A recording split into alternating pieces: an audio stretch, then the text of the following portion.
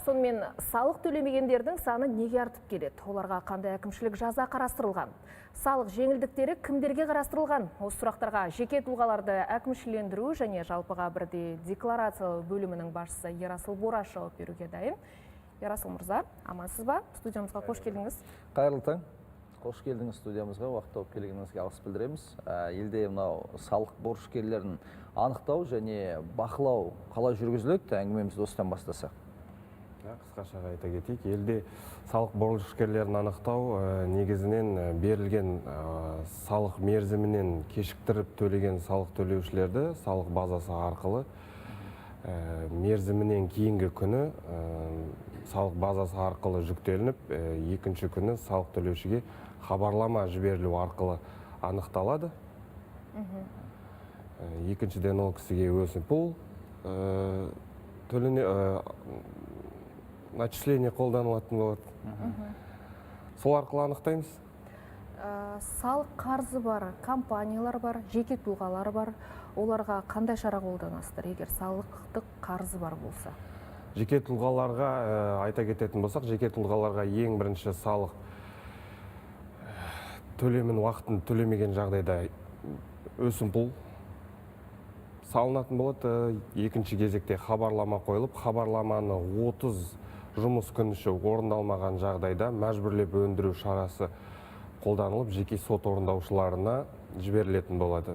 Ал заңды тұлғаларға келетін болсақ, заңды тұлғаларды жаңа атап өткенде өсімпұл бірінші, екінші хабарлама, одан кейін 10 жұмыс күн ішінде орындамаса банктық есептік шоттары бұғаттауға алынатын болады. 15 күннен кейін кассалық есеп айырылысу операциялар тоқтатылатын болады.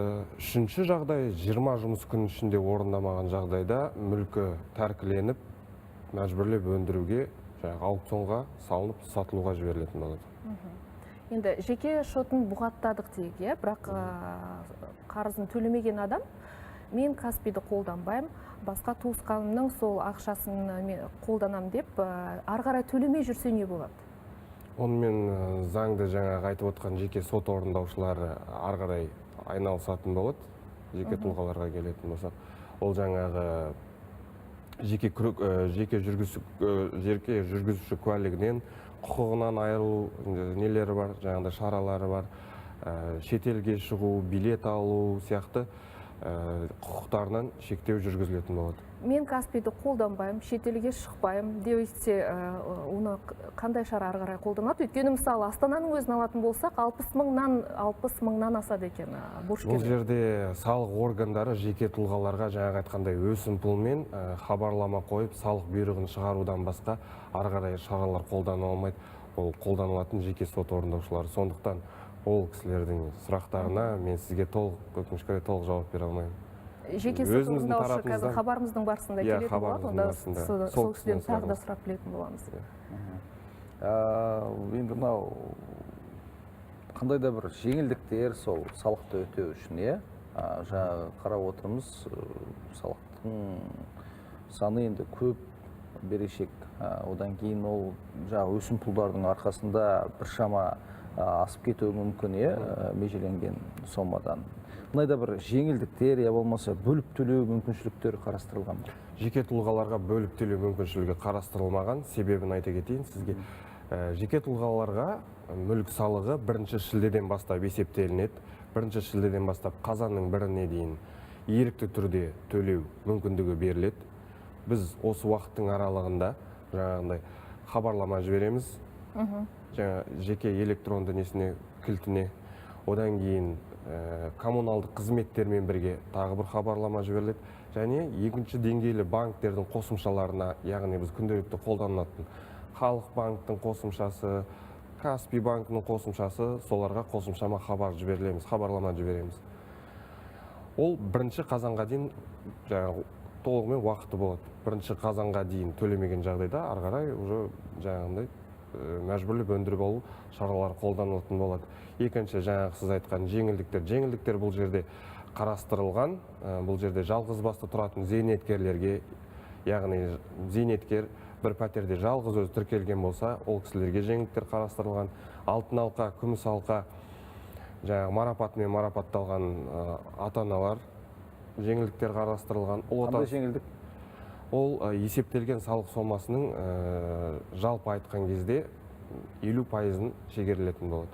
Бұл тек мүлік салығына қатысты? Мүлік салығына қатысты. Ал автокөлікке ше? Автокөлік салығынан толық босатылады. Ол мүгедектігі бар азаматтар, жаңағы айтқан алтын алқа, күміс алқа, Ұлы Отан соғысының ардагерлері, мемлекеттік награда алған жаңағы азаматтар қозғалтқыш көлемі 4 кубқа дейінгі бір автокөліктен босатылады. Ал зейнеткерлер босатылмайды, Көлікке қатысты. Зейнеткерлер, егерде жаңағы ауған соғысына қатысқан зейнеткерлер болатын болса, Чернобыльге қатысқан зейнеткерлер болатын болса, босатылады. Өзінің жасына байланысты шыққан зейнеткерлер толығымен босатылмайды. Заңды тұлғаларға бөліп төлеуге мүмкіншілік бар ма? Заңды тұлғаларға бөліп төлеу мүмкіншілігі қарастырылған, яғни сомасына байланысты жаңағындай кепілдік қояды. Енді түсінікті, Ерасыл мырза, жаңа айтып өттіңіз, шілдеден қазанның 1-іне дейін уақыт беріледі. Сол уақыт аралығында төлеу керек. Ара-жігін ажыратып алайық, бұл уақытта біз жылжымайтын мүлікті айтып отырмыз. Жылжымайтын мүлікті айтып отырмыз. Ал жылжитын мүлік ол көктемге дейін уақыт бар ғой. Көлік салығын төлеу мерзімі ол 1 сәуірге дейін, салық органдары 1 наурыздан бастап жаңағы жеке тұлғаның бет есебіне салығын отырғызады.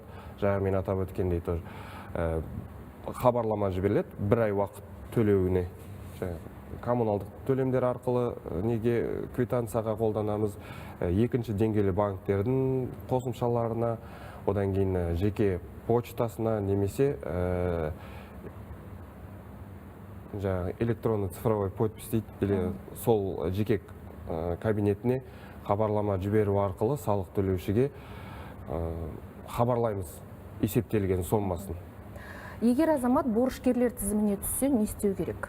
Және ол қашан жаңартылады? Борышкерлер тізімі біздің бағдарламада күнделікті жаңартылып отыратын болады. Ол тізімнен алып тастау үшін тек қана салық берешегін өтеу керек. Бізге банктерге мысалы мынандай салық төлеу керек деген ақпарат келеді, не болмаса мындай салықтық қарызыңыз бар деп. Оның нақты қандай, не үшін келгенін қалай білеміз?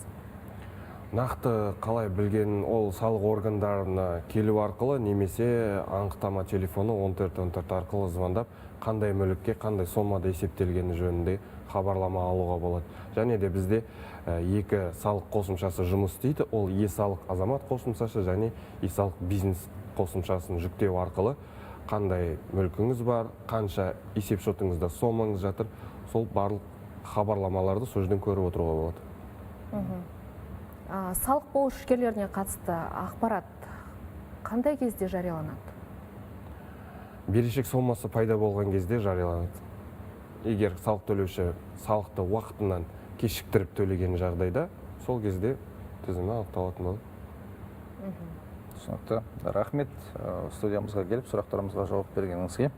Құрметті көрермен, студия қонағы жеке тұлғаларды әкімшілендіру және жалпыға бірдей декларациялау бөлімінің басшысы Ерасыл Бораш болды. Біз жалғастырамыз.